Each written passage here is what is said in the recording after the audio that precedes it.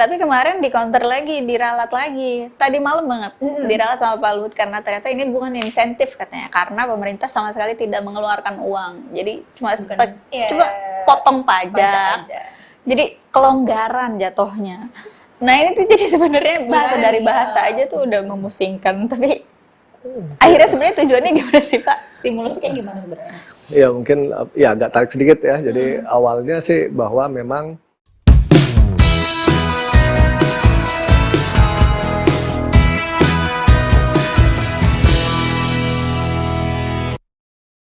Assalamualaikum warahmatullahi wabarakatuh. Halo Sobat Republika, kembali lagi di podcast Duit Cuan-Cuan Barokah bersama kami, saya Fuji dan saya Lida. Hari ini kita kedatangan tamu istimewa banget, seorang ekonom dari UI yang juga merupakan direktur risetnya Indef. Ada Pak Berli. Selamat datang Pak. Selamat datang.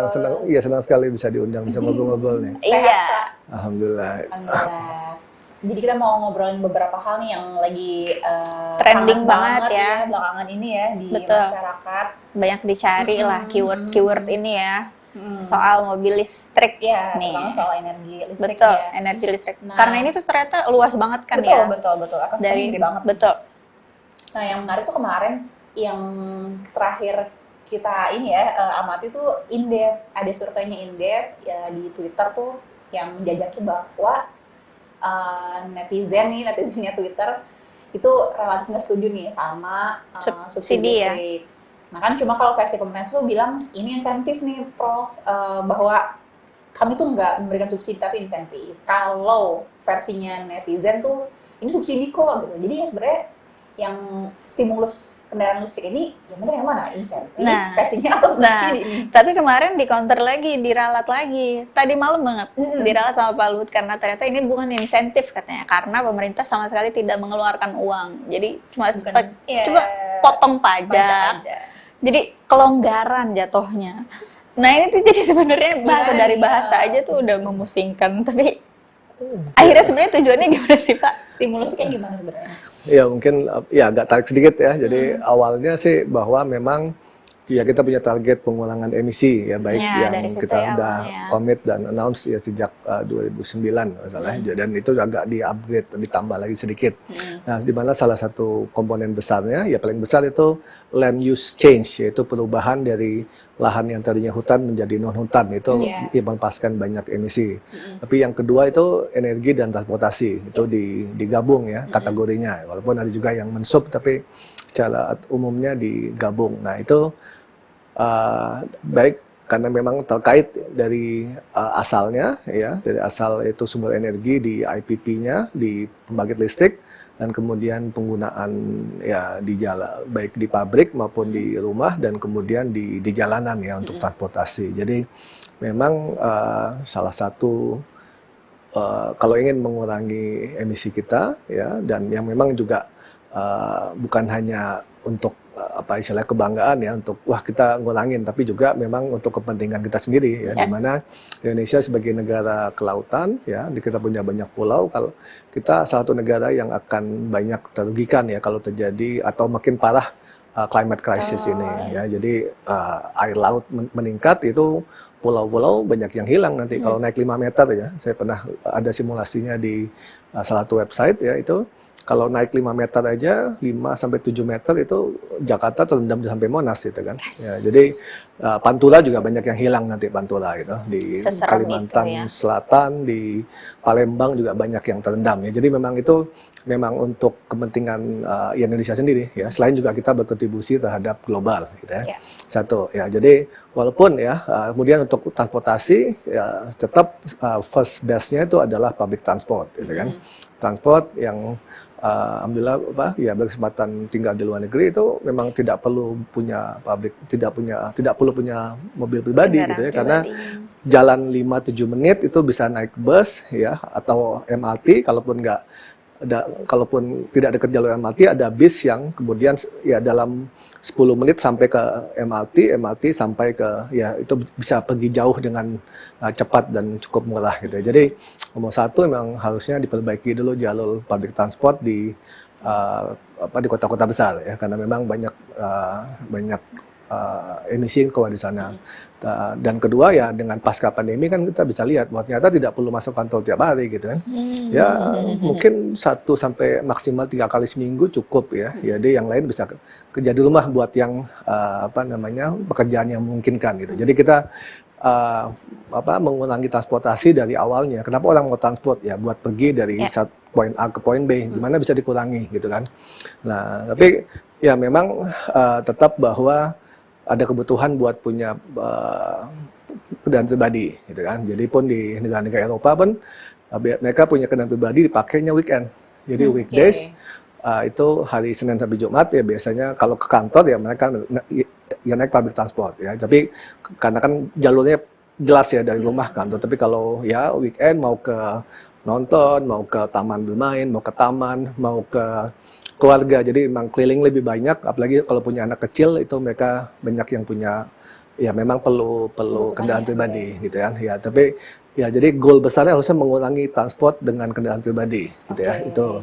Nah tapi di ujungnya yang pribadinya kalau bisa juga yang tidak menghasilkan emisi gitu kan ya karena internal combustion engine ya yang mesin BBM ataupun diesel itu memang tidak efisien kan, dia menghasilkan panas terbuangnya tinggi ya dibandingkan yang memang digunakan buat muter roda gitu. Jadi kita harus sampai sana. Nah, sehingga baik mobil ataupun motor, nah itu dan harga baterai semakin murah gitu. Harga baterai semakin murah sehingga makin cost efektif untuk melakukan atau ya membeli mobil dan motor listrik. Dan, nah, ini gimana peran pemerintah? Ya peran pemerintah itu ada prinsip polluter pay principle ya. Jadi kalau mempolut dia membayar lebih banyak. Nah ini berarti prinsip dasar dalam ekonomi sumber daya alam gitu, dalam bidang ilmu yang saya tekuni ya. Dan kemudian dibalik ya karena dia tidak menghasilkan emisi berarti berhak atau bisa dikenakan pajak lebih rendah gitu kan. Nah itu jadi ini juga banyak diterapkan di negara-negara lain di dunia ya masuk negara-negara tetangga kita Malaysia, Thailand, Singapura juga. Ya itu bebas pajak itu baik pajak PPN maupun pajak biaya masuk itu banyak itu ya global best practice kan. Nah, kemudian ya ini yang berikut yang tadi ditanya itu subsidi ya. Jadi sehingga dari harga beli disubsidi oleh pemerintah. Itu juga ya banyak negara juga yang menerapkan ya di Eropa, di California juga menerapkan ya. Cuman ya itu tadi ya yang dipertanyakan dengan ya dengan PBN kita yang terbatas, kita sedang recovery itu apakah itu prioritas ya buat memberikan subsidi bagi pembeli khususnya kendaraan atau mobil listrik yang harganya masih cukup tinggi ya di mana yang menikmati itu biasanya atau likelihood ya sangat atas lah ya. Sangat atas, ya makanya paling murah masih 400 kalau mobil ya kayaknya. Kalau motor saya kira motor lebih justify buat diberikan subsidi walaupun ya kita bisa diskusi nilai yang tepat berapa ya. Jadi selain bebas pajak ya PPN dan biaya masuk juga ada PPNBM juga disubsidi sehingga pembeli karena tiap tahun ada sekitar 5 juta motor baru yang dijual sekitar ya pre-pandemi sekarang udah mulai recovery. Ya jadi kalau lebih besar proporsinya yang motor ya itu akan mengurangi polusi ya karena ya pertumbuhan jalan kan relatif sedikit ya pertumbuhan jalan padahal ya tadi public transportnya belum menjangkau ya sesuai yang dibutuhkan sehingga masih perlu last mile gitu. Last mile itu bisa pribadi ataupun ya pakai ojol gitu kan. Ojol pun jadi ojol pun juga mulai ada sebagian yang switching ke elektrik EV yang juga lebih efisien secara penggunaan listrik dibandingkan BBM lebih murah untuk penggunaan. Itu mungkin agak panjangnya mungkin seperti itu. Jadi memang ya justified ya tapi at the point ya karena kita harus tetap ya bicara keterbatasan ya kemudian ya keadilan gitu ya. Kalau yang sudah sangat mampu ya disubsidi juga kayaknya kurang pas juga. Fair ya. Berarti sebenarnya starting point untuk mobil belum perlu Pak atau gimana? Atau lebih diarahin ke kendaraan publik aja ya, publik, karena betul kayaknya ya. Lebih, kalau misalnya kita pengen ngerasain experience kendaraan listrik lebih terasa juga gitu, semua orang bisa sama-sama. Kayak lebih bagus di publik deh. Ya makanya tadi kan dari yang saya sampaikan emang rating atau prioritasnya public dulu, public bus ya, berarti bis listrik ya buat kalau Jakarta, Transjakarta gitu kan. Yang memang digunakan ya untuk publik, kemudian ya mungkin bis-bis yang kalaupun dibebaskan atau pajaknya ya bis yang disewa misalnya kan, misalnya bis pariwisata atau bis antar kota gitu kan. Kalau sekarang ada BRT itu yang di kota-kota juga. Nah ya. Kalau antar kota mungkin nggak bisa jauh-jauh ya, karena kan dia mesti dicas ya. Tapi kalau ya misalnya Jakarta Bogor kalau di sini itu kan cukup sampai sana mungkin dicas atau bisa ganti baterai ya. Kalau motor sudah ada beberapa skema yang ganti baterai, jadi nggak perlu nunggu ya. Jadi kayak ke pom bensinnya, baterainya di switch dengan baterai yang sudah fully charge. Itu itu juga menarik ya, karena dari segi waktu kan lebih cepat. Betul. Ya. Oke. Tapi dari yang sudah ada kan kuota malah untuk kendaraan listrik seperti bus itu malah lebih sedikit dan aturannya masih belum jelas dibanding yang kendaraan pribadi yang either motor ataupun mobil. Jadi sebenarnya kurang didorong apa gimana Pak?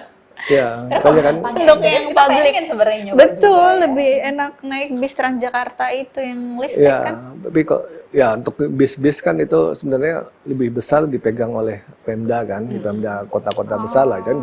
Ya Jakarta, Surabaya, Medan, Makassar, ya Bandung, kota-kota besar di Indonesia lah. Jadi kan hubungannya dengan Pemda sebenarnya kan yang pegang ya bis umum di sana gitu. Jadi harusnya koordinasi dengan Pemda ya. Yang individual untuk yang disewa itu yang kan nggak banding jauh-jauh ya, nanti kalau tengah jalan habis gitu kan. Jadi harus yang jalurnya agak dekat ya. Kemudian baru motor, dan itu saya kira untuk sekarang mobil tuh masih low prioritas ya. Oke, masih prioritas paling rendah ya. Harusnya. Kalau misalnya kalaupun dikasih stimulus ya. Oke. Nah, terus yang kita jadi sorotan juga kan tadi kan tujuan utama ada kendaraan listrik adalah mencapai itu ya, penurunan emisi gitu, karena tujuan besar bersama secara global ingin menyelamatkan bumi untuk masa depan gitu. Nah cuma kan yang jadi PR di kita juga kendaraannya listrik, tapi infrastrukturnya nih gitu juga belum didukung oleh sumber daya yang hijau juga nih. Jadi kalau kita pakai kendaraan listrik tapi sumber listriknya mengeluarkan emisi karbon yang tinggi juga. Ya, ada beberapa studi bahwa biarpun tetap lebih rendah emisinya ya kalau dengan kendaraan listrik ya, biarpun dia dari fosil ya, PLT-nya gitu, karena kehilangan energi karena dari BBM berubah menjadi panas itu sangat banyak ya. Jadi yang berubah yang dipakai untuk itu sangat sedikit ya. Walaupun ya, jadi next step-nya, jadi kita bicara jangan saya kira lebih pas kalau ya udah next step-nya kita meningkatkan gimana produksi energi terbarukan kita meningkat, gitu kan. Jadi dari itu hulu ya. Iya, jadi dua atau semuanya kita beresin sekaligus ya. Jadi barengan, jadi jangan dipertentangkan. Oh, udah berarti tidak ya udah nggak usah ngapa-ngapain, jangan gitu juga, gitu kan. Apalagi ya negara-negara tetangga kita sudah menunjukkan bahwa mereka bisa meningkatkan kapasitas energi terbarukan dengan sangat tinggi ya. Jadi Vietnam, Malaysia, ya bahkan Vietnam tuh paling luar biasa ya. Malaysia, Thailand tapi dari segi per kapita itu ya Vietnam yang paling tinggi ya, dan dia bisa melakukan dalam waktu yang relatif singkat ya. Dan ini ya berarti ya pada pendapatannya lebih rendah daripada kita PDB per kapita. Jadi mereka bisa, ya kita juga harusnya bisa gitu. Kenapa yang membedakan apa Pak kita dengan? Ya semangat ya memang untuk masa awal itu ya harga energi terbarukan harus lebih tinggi ya. Jadi kita untuk cukup lama dipatok bahwa harga energi terbarukan harus lebih murah daripada fosil ya. Jadi maksimal 85% ya. Nah itu agak susah ya kalau dan tidak tidak global best practice ya di banyak negara biasanya Eropa atau Kanada itu kan atau California ya memang awalnya disubsidi dulu ya atau memang dimaklumi bahwa harga fit-in tarifnya energi terbarukan lebih mahal ya karena memang untuk mendorong supply ketika supply sudah banyak itu harga akan turun gitu kan. Jadi perlu ada market development stage lah istilahnya. Jadi masa-masa awal ya memang pasti mahal ya kayak dulu HP masih tahun 90-an masih mahal sekali karena masih sedikit, tapi makin lama HP makin murah. Jadi memang ada fase valley of death ya yang mesti atau masih perlu support dari negara gitu. Nah, tapi berita baiknya perbandingan harga dari baterai dan energi yang dihasilkan oleh solar dan angin itu sudah lebih murah ya dibandingkan batu bara gitu kan. Ya, jadi kemarin ya kita pada saat semangat 20 gigawatt itu ya udah banyak kita bangun yang dari batu bara. Ya udah enggak apa-apa deh. Agak kotor tapi pokoknya murah gitu. Nah, tapi sekarang batu bara naik gitu harganya gitu. Jadi rugi dua kali kan. Rugi dua kali gitu kan. Gitu. Jadi ya kita dalam invest dan membangun energi memang mikirnya harusnya 20 tahun ke depan waktu itu. Padahal waktu itu trennya sudah menurun ya sekitar 7-8 tahun lalu trennya sudah menurun tapi ya sekarang kita jadi trap ya ini yang kemudian jadi PR kita ya karena kemarin sudah dibangun, sudah sign kontrak 20 ya ada yang 20 ada yang 30 tahun gitu. Sekarang ya untuk di retire lebih cepat berarti harus kosnya cukup tinggi. Kosnya cukup tinggi gitu kan. Karena menutup juga pasti butuh biaya kan. Iya, jadi ada kekhawatiran menjadi standard asset ya. Jadi aset yang tidak yang mangkrak lah itu kasarnya, tapi tetap harus dibayar ya pengusaha swasta ya pengusaha atau IPP-nya ada yang swasta ada yang BUMN juga ya BUMN anak perusahaan PLN juga ada ya.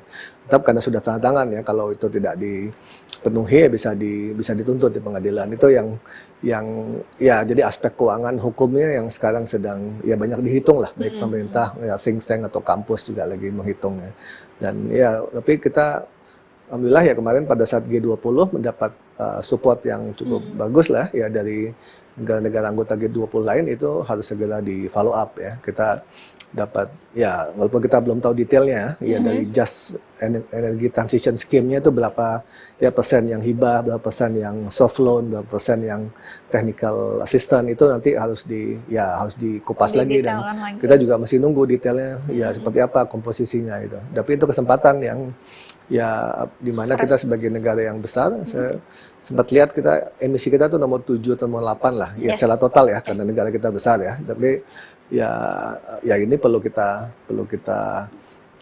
ubah ya perlu ada transisi tuh ya low carbon development green economy atau istilah-istilah lainnya tapi di mana kita bisa lebih maju ya jadi saya lihat ini judul atau tema dari RJPN ya rencana pembangunan jangka panjang ya yang sampai 2045 itu kan berdaulat maju berkelanjutan kalau salah ya yang ketiganya jadi ini bagus sekali bahwa ya di pemerintah di yang secara resmi mekanisme atau perencanaan pembangunan sudah semakin sadar bahwa ini menjadi satu dari 3 tema besar ya jadi berdaulat maju berkelanjutan. Nah, jadi kelanjutannya ini yang perlu kita dorong terus gitu ya. Jadi kita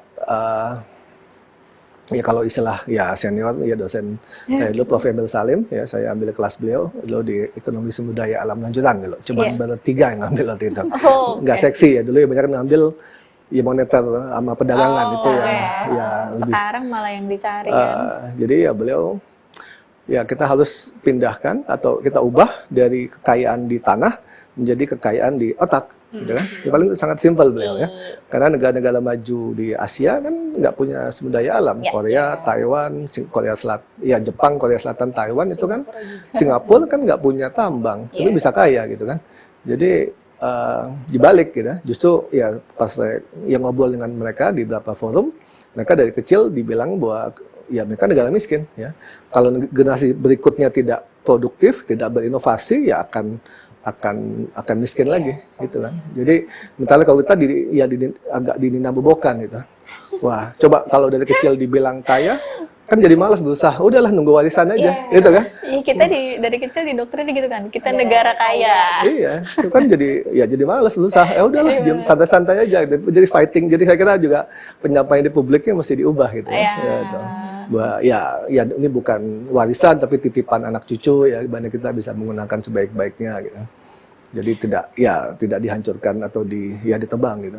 Ya, walaupun secara skema juga ya ini kita juga harus mendorong bagaimana ya masyarakat, pemerintah bisa dapat uang ya dengan tidak menebang gitu kan. Ini juga godaannya kan, karena bagi bagi Pemda gitu kan, godaannya untuk melakukan perubahan fungsi ya, land use tadi, dari hutan menjadi ya baik perkebunan, sawit, jadi perumahan, jadi hutan tanaman industri yang tadinya hutan tropis menjadi hutan industri yang keragamannya sangat jauh lebih rendah gitu. Dan yang sekali lagi Prof. Emil itu suka mengingatkan bahwa kita tidak tahu, we don't know what we lost ya. Jadi dalam valuasi sumber daya alam itu ya mungkin ada obat kanker atau ya buat kosmetik gitu kan. Jadi harusnya ditanya dulu ke masyarakat tradisional di sana kalau tanaman obat apa yang ada di sini gitu ya. Jadi sebelum ditebang ya, sehingga local wisdom itu tercatat gitu. Ya, jadi sehingga kita terlalu menganggap rendah atau dengan ya kekayaan baik sehat ya obat maupun ya kosmetik lokal gitu ya. Ya padahal ya misalnya kayak di India, Korea itu kan mereka bisa menjual banyak gitu. Orang turis datang mau dengan yoga di India gitu kan, kemudian ya akupunktur di Cina, Korea gitu, akupunktur. Jadi ya ya jamu-jamu tradisional itu sebenarnya potensi devisa yang sangat tinggi, dan itu kan asalnya dari hutan sebagian besar itu. Ginseng kan juga di gunung-gunung, kalau lihat film silat gitu kan, naik ke atas gunung ya itu kan gunungnya masih hijau, gunungnya masih terjaga, bukan yang udah gondol ya. Kalau kata dosen saya dulu di kampus tuh, kalau sebatang pohon ditebang tuh yang hilang gak cuma pohonnya, tapi mikroorganisme di dalamnya, dan itu nilainya mungkin lebih mahal gitu dari sebatang pohon yang tebang. Oke. Kalau kita ke hulunya nih Prof, kan kita juga pengen tadi ya investasi di sektor yang bersih gitu, sumber energinya pun bersih. Nah kalau misalkan Pak Berli sendiri melihat gimana investasi untuk sektor hulu di kita juga apa udah cukup menarik nih? Ya, jadi pertama kita lihat dulu terjadi pola atau tren deindustrialisasi yang cukup jelas ya dibandingkan sejak pasca Krismon itu yang sempat di atas 30%, terus menurun ya, terakhir 18% kalau salah proporsi manufaktur ke GDP. Jadi padahal kita lihat di baik lagi negara Asia Timur ya, Jepang, Korea, Taiwan, termasuk juga Thailand, Malaysia, Filipina, itu motor pembangunannya adalah sektor manufaktur, khususnya yang ekspor oriented ya. Bahkan di Filipina saya surprise itu 70% lebih ekspornya itu manufaktur ya. Sementara kita ya hanya sekitar 40-an persen, itu 40-45 lah itu terakhir. Gitu. Jadi kita sehingga memang perlu investasi yang ya berorientasi ya di sektor manufaktur dan orientasi ekspor. Nah itu dia. Dan padahal kalau kita melihat data beberapa tahun terakhir ya, bahkan pre-pandemi, investasi yang masuk semakin padat modal dan semakin sedikit menyerap tenaga kerja gitu. Padahal ya sehingga sektor jasa itu semakin banyak menyerap tenaga kerja ya. Tapi masalahnya jasa kita jasa yang low value added gitu ya. Jadi ya contoh yang high value added ya kesehatan misalnya kan.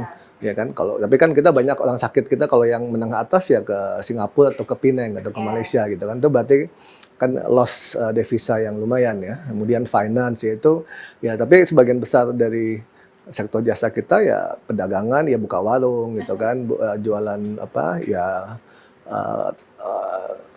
makanan ringan ya. Jadi atau ya di ojol ya. Jadi itu bukan yang punya karir tinggi ya, yang bukan yang 10 tahun lagi kalau dia konsisten akan lebih makmur, lebih skill dibandingkan sekarang gitu kan. Kan tidak banyak terjadi peningkatan skill kan di sektor jasa yang low skill itu. Skill dan informal ya.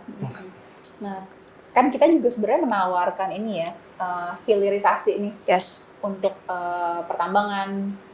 Apakah itu juga dalam kaitan yang tadi ya, dalam kaitan pengurangan emisi, kemudian pengembangan ekosistem kendaraan listrik, apakah hilirisasi ini juga jadi dalam tanda kutip gimmick yang cukup menarik nih?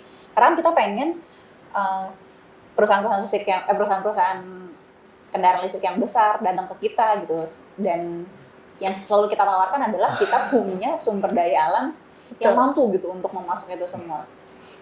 Ya, mungkin ini yang beberapa kali saya angkat, sebelum hilirisasi sebenarnya ada step yang harusnya kita lakukan dulu ya. Jadi negara-negara yang punya sumber daya alam kuat itu yang banyak kandungan tambang itu juga punya perusahaan tambang yang kompetitif globally gitu ya.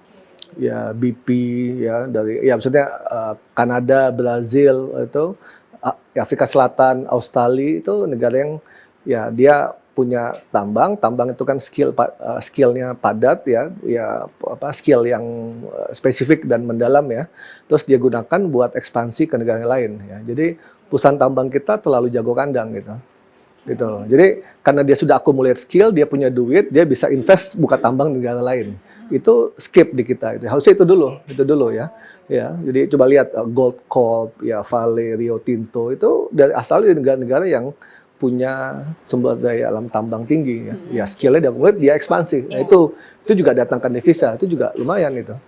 Tuh. Nah, kemudian yang kedua baru ya melakukan industrialisasi ya dengan basis sumber daya atau tambangnya tadi. Yang terkenal tentu Inggris ya. Inggris yang menembus atau melakukan ya revolusi industri ya dengan batu bara yang waktu itu tersedia dengan banyak di Inggris gitu. Nah, jadi next step-nya apa yang mau kita bangun gitu kan? Ya, tapi ya kita lihat tadi negara Asia yang ya Jepang, Korea Selatan itu mereka bisa melakukan industrialisasi walaupun tidak punya energi maupun bahan tambang mineral yang banyak di sana gitu. Jadi efisiensi yang dan saat ini banyak yang ya bagian dari global supply chain, sebagian dibuat di Indonesia tapi kemudian dirakitnya di negara lain. Jadi kita harus siap juga buat bertahap lah gitu. Mana yang bisa memang cost efektif dibangun di Indonesia, kemudian ya nanti akan dijalin semua ya. Jadi kita, nah tapi dari berapa indeks berapa kajian itu Indonesia tidak begitu friendly ya terhadap impor. Ya, jadi padahal ya memang misalnya di Cina strateginya, kemudian di Malaysia juga mereka punya EPZ ya, export processing zone.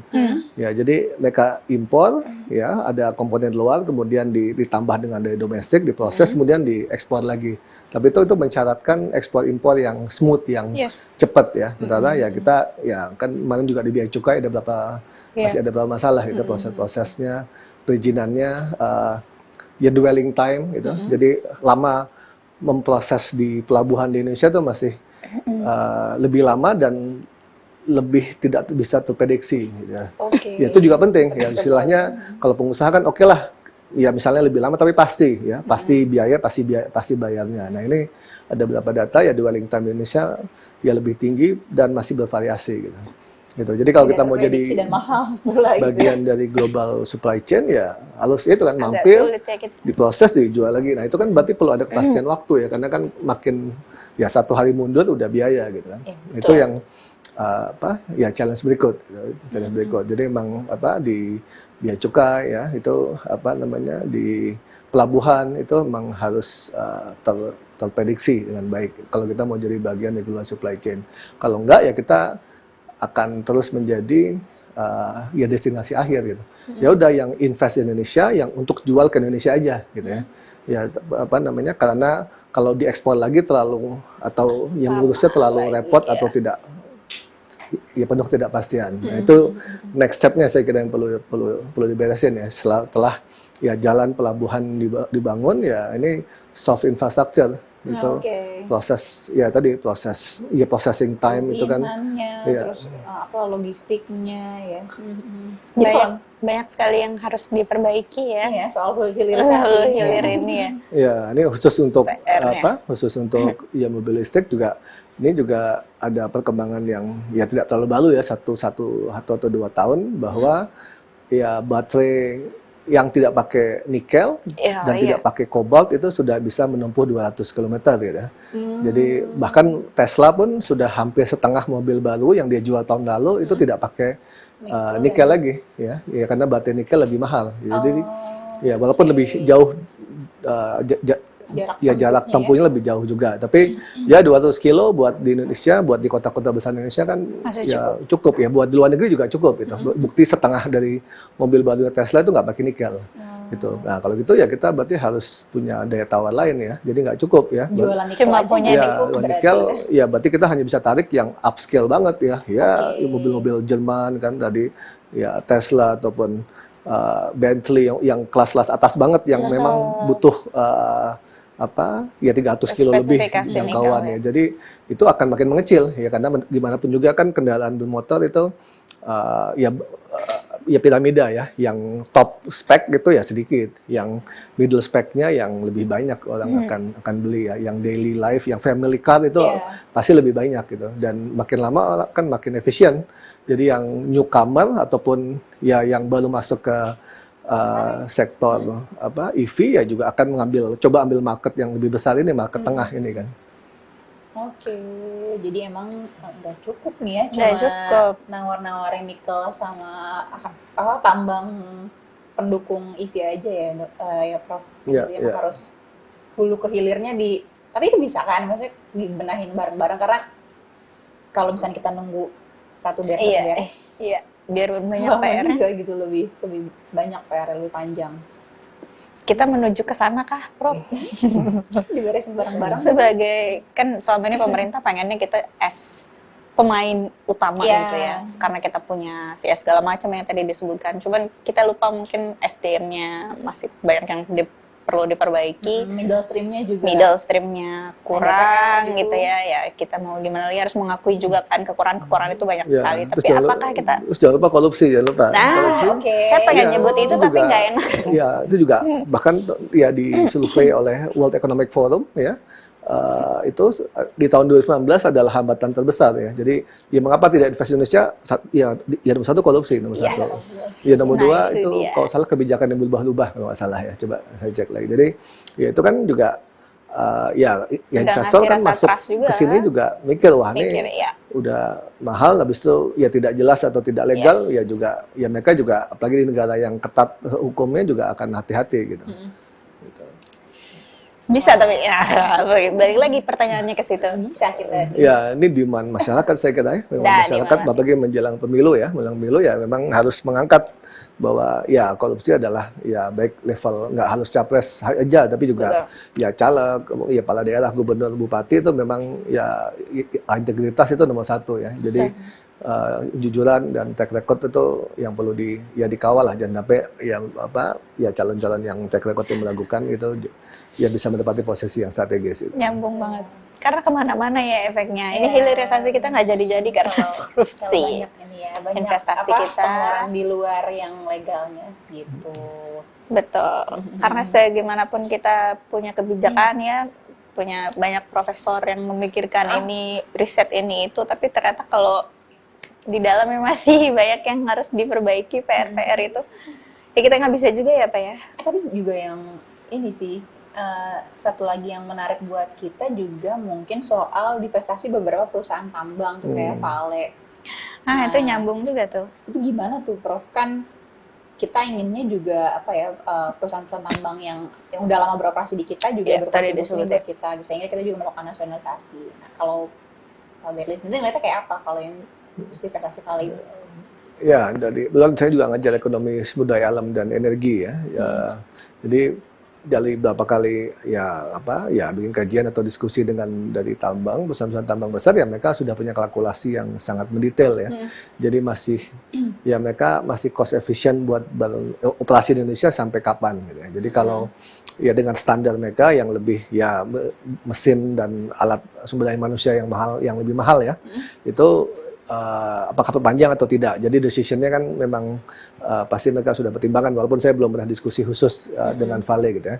Jadi bahwa mereka tidak memperpanjang itu pasti sudah dikalkulasi, memang tidak ya hitungan cost benefitnya gitu kan. Jadi agak disayangkan ya karena memang Vale dari beberapa indeks atau rating untuk kinerja environmental, sosial dan governance ESG termasuk yang tinggi ya. Jadi lebih tinggi dari banyakkan perusahaan-perusahaan tambang lain baik asing maupun domestik ya. Jadi ya mudah-mudahan sih itu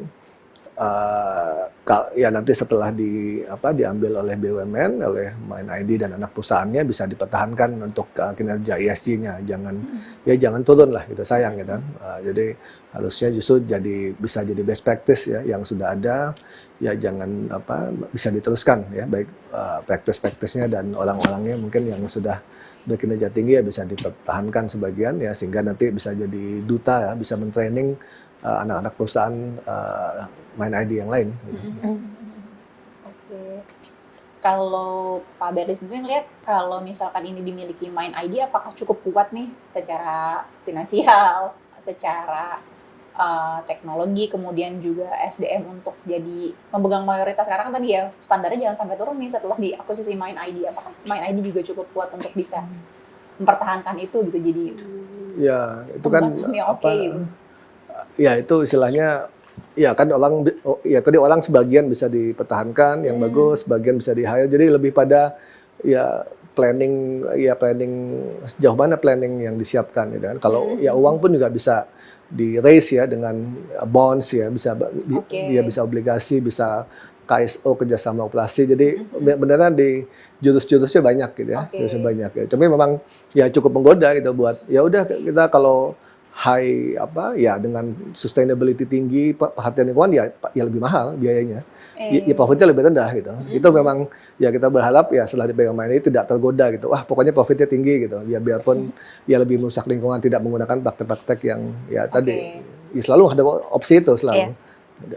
Tapi kemudian nggak berubah ya, misalnya standar yang udah dibangun sebelumnya nggak kemudian diturunin gitu ya, karena itu harapannya begitulah, jangan turun jauh banget lah, turun dikit. Ya mungkin dimaklumi dalam beberapa tahun ya transisi.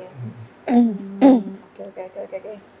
Menarik banget sih ini obrolan kita hari ini soal aman, terutama dari hulu ke hilir sih ini. Kalau dilanjutin lagi nggak beres-beres ya Pak ya, kita sejadi kuliah nih. Senang sekali bisa ngobrol nih. Makasih banyak Pak Berli udah hadir di podcast kita kali ini. Sama-sama. Lain kali kita ngobrol lagi Pak, lebih detail ya soal ini ya, energi EV kita. Mobil. Mungkin ini tips membeli mobil listrik. Gitu. Oke teman-teman, itu obrolan kita sama Pak Berli. Menarik banget seputar industri pertambangan, energi dan EV. Kita berharap obrolan kita bisa ini ya, punya insight yang menarik buat teman-teman semua. Kalau teman-teman mau share juga terkait dengan pengalaman seputar isu-isu yang kita bahas hari ini, boleh banget komen dan kasih respon di Instagram, YouTube maupun di Facebook kita. Ya. Itu aja dari kita. Terima kasih udah menyimak sampai akhir. Ya, kita terima kasih sama Pak Berli yang udah datang hari ini. Kita pamit, saya Puji. Saya Lida, sampai ketemu lagi di episode duit selanjutnya. Assalamualaikum warahmatullahi wabarakatuh. Waalaikumsalam warahmatullahi wabarakatuh.